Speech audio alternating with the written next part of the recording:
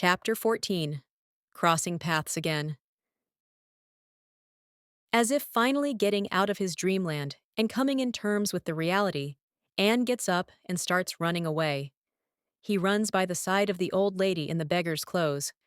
The old lady is too busy searching for things inside the streetscape trash can at the park to notice a stark naked Anne running for his, dignity. Someone from the other side throws a wrapper towards the streetscape trash can, and it lands right inside the trash can. The streetscape is placed inside someplace, at the corner.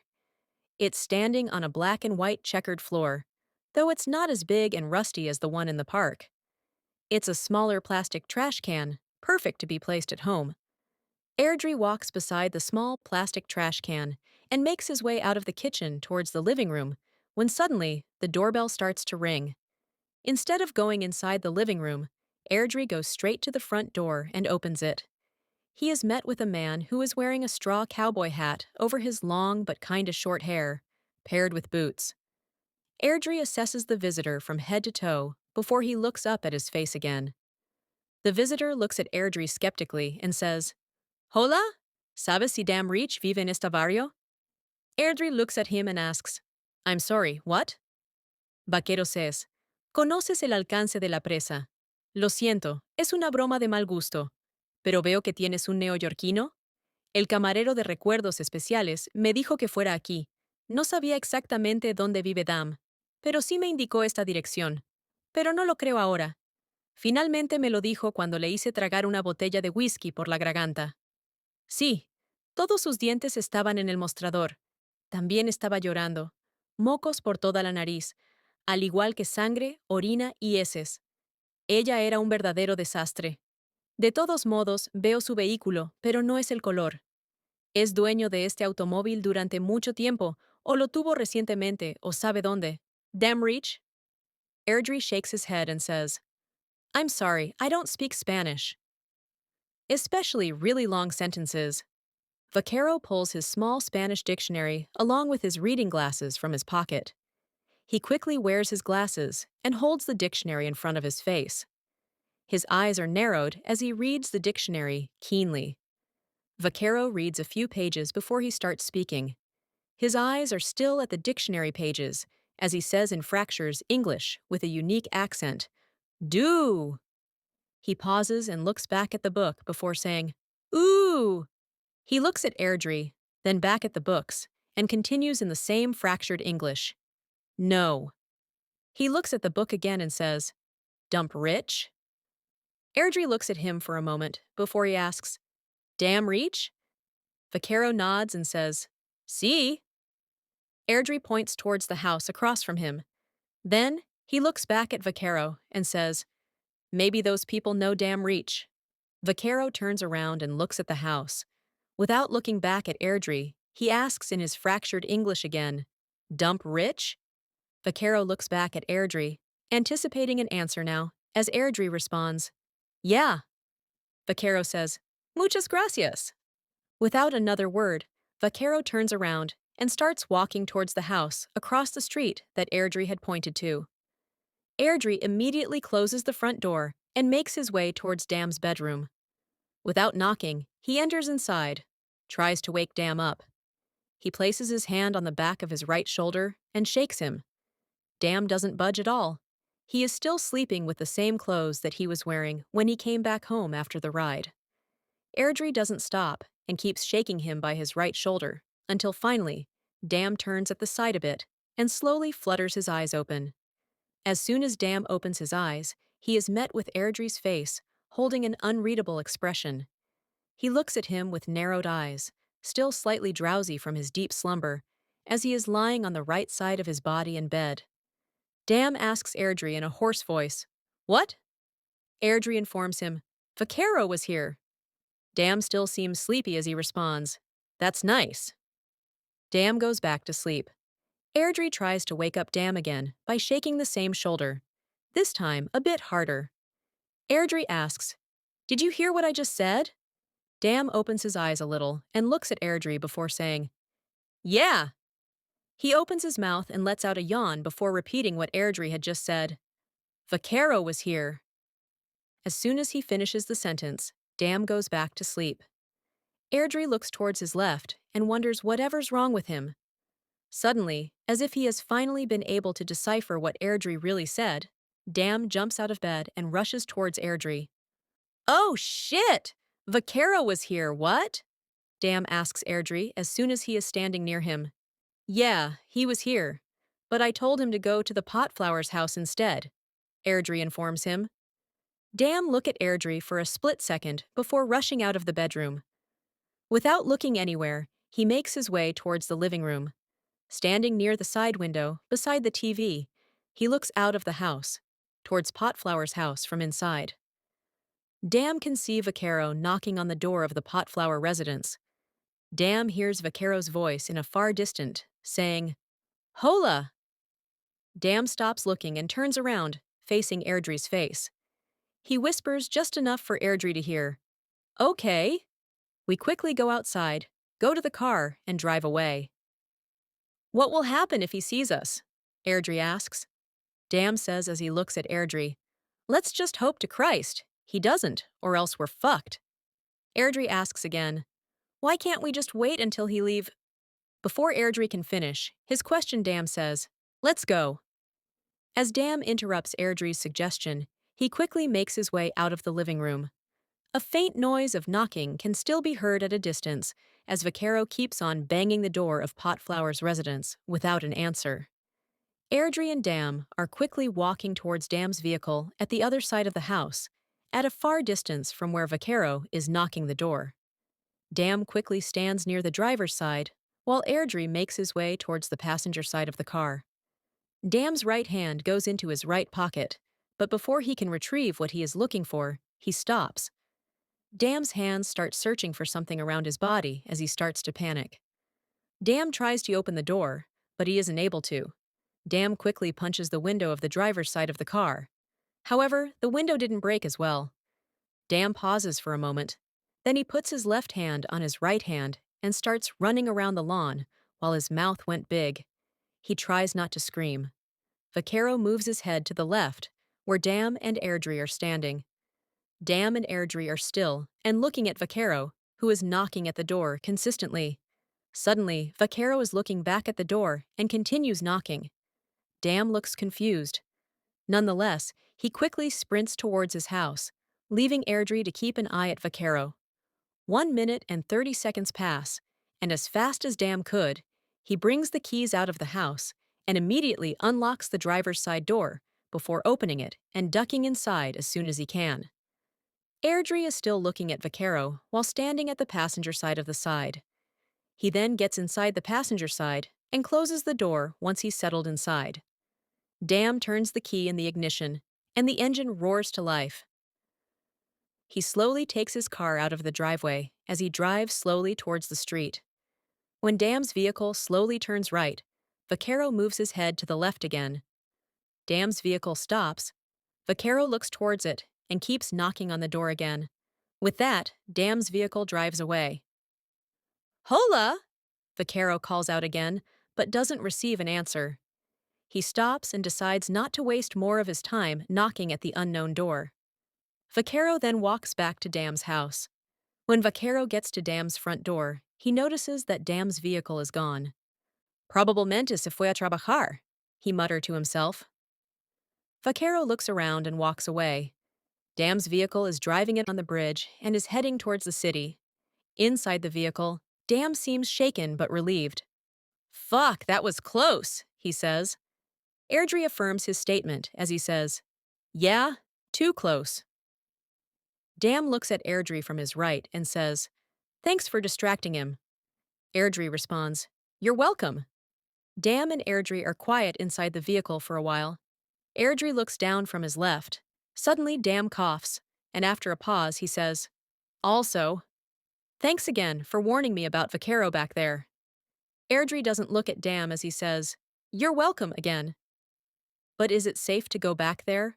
Because somehow he's there? Do you think he got some answers from the bar? Dam's eyes are blank as he looks ahead at the door while still driving. After a moment, he says, Maybe he did.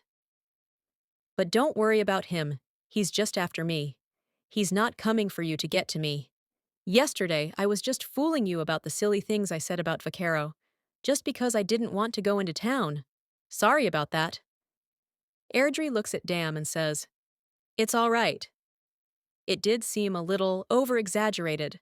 Whatever you said about what he does, and I did get nervous when you handed your car keys to me. Dam responds apologetically, Yeah, it sure was foolish of me. Dam's eyes are focused on the floor of the car as he looks down at his left. His train of thoughts is disrupted by Airdrie's voice as he asks, So, where are we going now? Dam looks up instantly, and his eyes are now at Airdrie as he says, To the bank.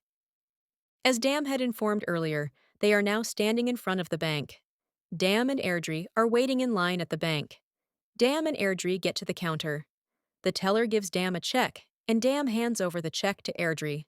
As soon as he receives the check from Dam, Airdrie looks at the check.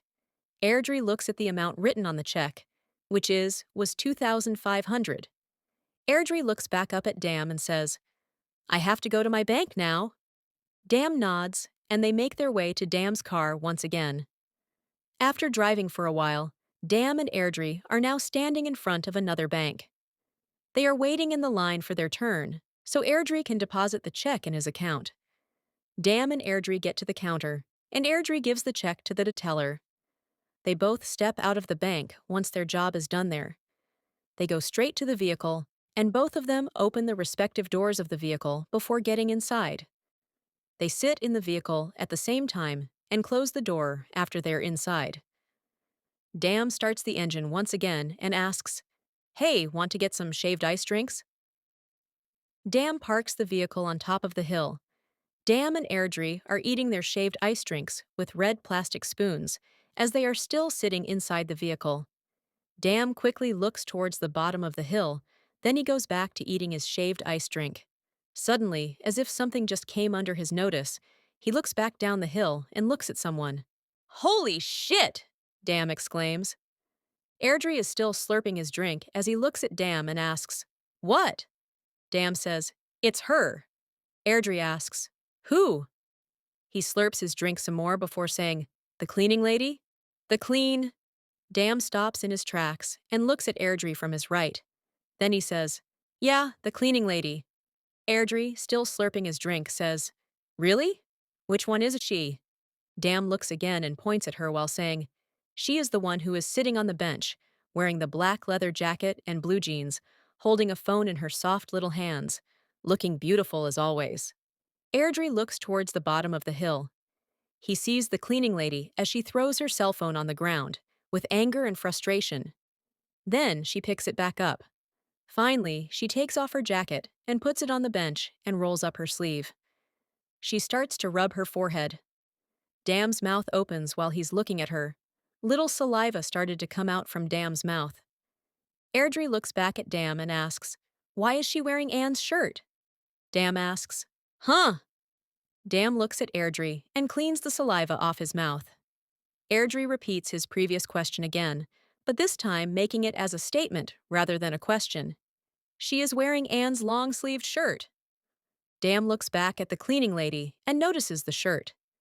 He looks back at Airdrie and comes up with an explanation as he says, Maybe she has the same taste in fashion as Anne.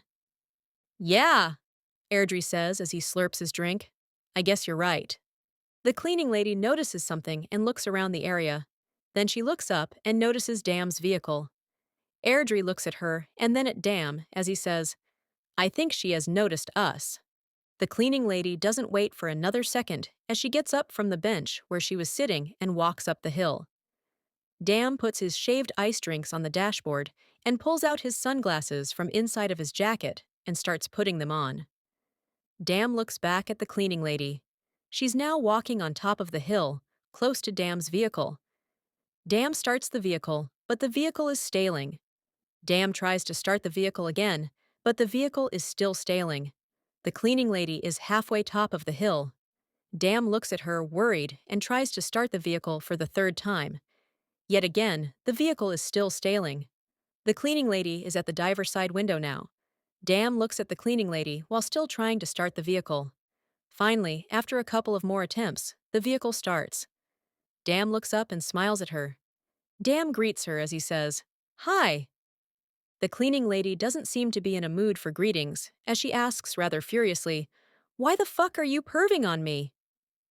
Dam looks at her apologetically and says, "I'm sorry, I just noticed you on the bench and—" The cleaning lady is frowning at Dam's face, and before he can finish his sentence, she takes off the sunglasses from Dam's eyes. Dam just says, "Keep them." The cleaning lady doesn't regard Dam, as she just looks at the sunglasses and wears them. Dam looks at her with admiration, and after a while, he comes out of the trance and says, "You probably don't remember me." The cleaning lady responds, "Dampen." Dam looks at her and says, "Yeah, that's my real name." The cleaning lady responds in a bored tone saying, "Yeah, kids made fun of you because you're a retard." At that, Dam shakes his head and says, "No, they made fun of my name because my real name is Dampen." Dam stops midway as he looks at the cleaning lady as she grabs the ice-shaved drink from the dashboard. Dam looks up at her again and says, "So I had to get rid of the second syllable." Dam looks back at his drink, which is now in her hands. Dam suddenly yells, "Yeah, you can have that if you like." The cleaning lady throws the shaved ice drink on Dam's face. Dam looks shocked and wide awake. Dam had no idea that the drink is that cold. He starts shivering as he utters out, "Wow, that's cold. Anne, I'm sorry for looking at you. It won't happen again." The cleaning lady looks at Airdrie. However, Airdrie seems unbothered as he is still eating his shaved ice drink. "The fuck? You looking at faggot!" the cleaning lady exclaims at Airdrie. Airdrie doesn't respond. Instead, he just slurps his drink a bit more. Dam pipes in and says, "Allow me to introduce my trainee, my associate, and my new friend, Airdrie." Airdrie slurps his drink as he greets her. "Hello?" He slurps his drink again before asking, "I have a question for you. Where did you get that shirt from?" The cleaning lady looks at her shirt, then looks back up at Airdrie before responding. "I found it." Airdrie pesters as he asks again, "Where?" The cleaning lady looks around before looking back at Airdrie as she says, "Here at the park. I even have his phone." The cleaning lady pulls out the cell phone. Airdrie looks at the phone in the cleaning lady's hand and looks back at Dam before saying, "Looks like your son's phone, Dam." Dam looks at the phone and asks, "Really?" Dam quickly looks at Airdrie, then looks at his left. The cleaning lady quickly puts the cell phone down so Dam couldn't see it in her hand. Dam says, "Huh?" Dam looks back at Airdrie, then says, "You know my son password is 3825633." The cleaning lady looks down at the cell phone and types in the numbers, while Airdrie looks back at Dam and asks, "How do you know your son's password?" When the cleaning lady finishes typing in the password, the cell phone goes straight to the home screen. Dam shrugs, still looking at Airdrie, and says, "I just guessed." The cleaning lady mutters, "Fuck off." Dam looks at her and asks, "What?" The cleaning lady looks up and smiles at Dam. Then she seductively says, "Nothing." The cleaning lady takes off the sunglasses and gets a little closer to Dam's face. In the same seductive voice, she asks, "Do you have a smoke I can borrow?" Dam grabs a cigarette from inside his jacket and gives it to her. The cleaning lady, grabs it with her right index and middle finger as she quickly puts the cigarette in her mouth. She balances the cigarette between her lips as she seductively says, "Thanks. You got a lighter?" Dam pulls out a lighter and lights up the cleaning lady's cigarette. When the cigarette is fully lit, she starts to inhale it. Finally, she puffs out the smoke from her left side. She looks back at Dam and in a seductive voice says, "Open your mouth." As soon as Dam opens his mouth, the cleaning lady puts her cigarette inside his mouth. When the cigarette is in Dam's mouth, he closes it and starts to inhale it. Suddenly, he puffs out the smoke. The cleaning lady is still smiling at Dam suggestively. She looks at Dam with droopy eyes and asks in a low, whispering voice, "Do you have anything to drink?" Dam is still looking at the cleaning lady, enticed by her beauty as he asks, "Airdrie? Your drink?" The cleaning lady says, "No." Then, in a seductive voice, she says again, I need a real drink. Dam looks at her as his right hand reaches out to the glove department. He opens the glove department and grabs out the bottle of whiskey and gives it to the cleaning lady. She looks at the bottle, then back at Dam, as she says, "Thanks." The cleaning lady takes a little sip from the whiskey. Dam is still looking at her while she's drinking the alcohol. When she finishes the bottle, she holds it with her left hand and goes back to Dam's face. Dam's mouth is open. Her face is near Dam's as she once again. She seductively asks, "Do you have a phone?" Dam stammers a little as he responds, It's, it's at my, it's at my house." The cleaning lady asks just above a whisper, "Why is it at your house?" Dam responds, "It's a home phone." The cleaning lady asks, "What?" Dam says, "Yeah, I don't like portable phones." The cleaning lady says, "Well, if you want to talk to me, you have to go and get yourself a portable phone." Dam says, "Okay, I'll buy one today." The cleaning lady seductively says, "Good."